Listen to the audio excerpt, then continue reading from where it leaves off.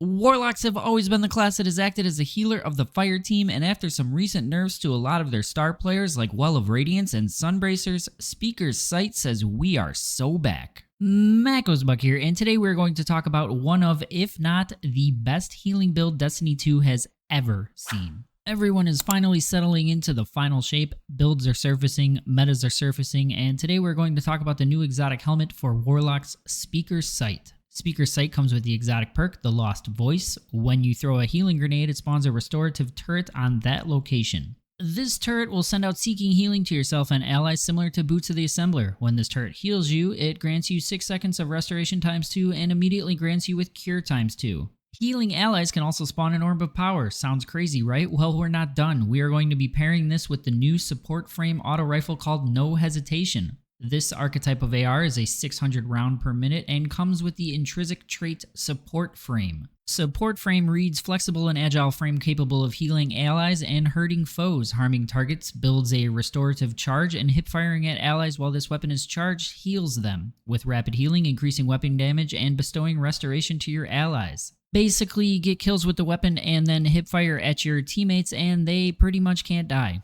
And the best part is this weapon isn't even an exotic weapon and it can be crafted. With that said, let's get into the build and really take it over the top.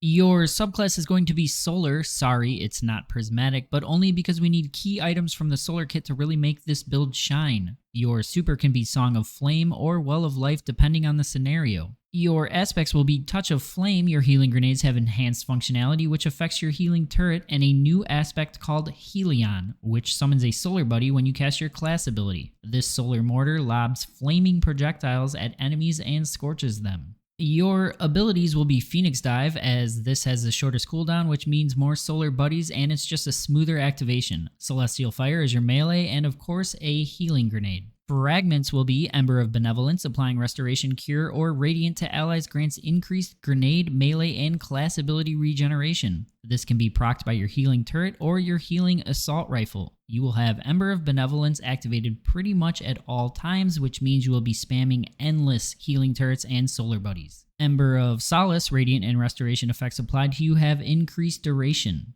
Ember of Empyrean, solar weapon or ability final blows extend the duration of restoration and radiant effects applied to you.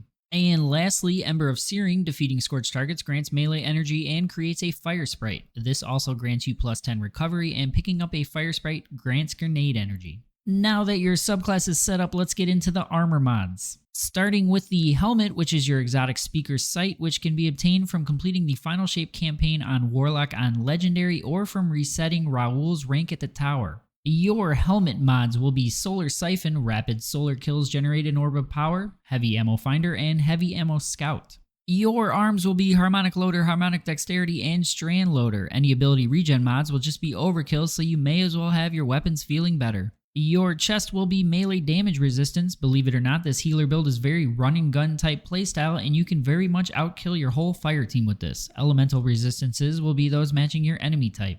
On the legs, you're going to want double solar weapon surge, and just because we have the room and why not, Innervation, picking up an Orb of Power, grants grenade energy. Lastly, your bond will be Reaper. The next weapon kill after using your class ability will drop an Orb of Power. Bomber, using your class ability, will generate grenade energy, and Powerful Attraction, using your class ability, will pick up nearby Orbs of Power. And now that the mods are out of the way, let's get into your weapons loadout, starting with the one I talked about a bit earlier, and that is No Hesitation. Like I said, this can be crafted, and you will be going with Arrowhead Barrel to put you at 100 recoil direction, Tactical Mag, Physic, which is a new weapon perk, rapidly healing allies grants restoration to you and your allies, and in the last column, Incandescent, defeating a target spreads Scorch to those nearby. Now, you could go with another new perk in this last slot called Circle of Life, which buffs your weapon damage when you heal an ally. However, I would much rather have the AoE damage that Incandescent provides. Your masterwork can be either handling or reload speed masterwork. For your kinetic slot, you're going to be going with the Call, which is no doubt one of the best new weapons we have gotten in the final shape. The Call is a craftable strand rocket sidearm, and we are going to be crafting it with quick launch, tactical mag, lead from gold, and one for all with a reload speed masterwork.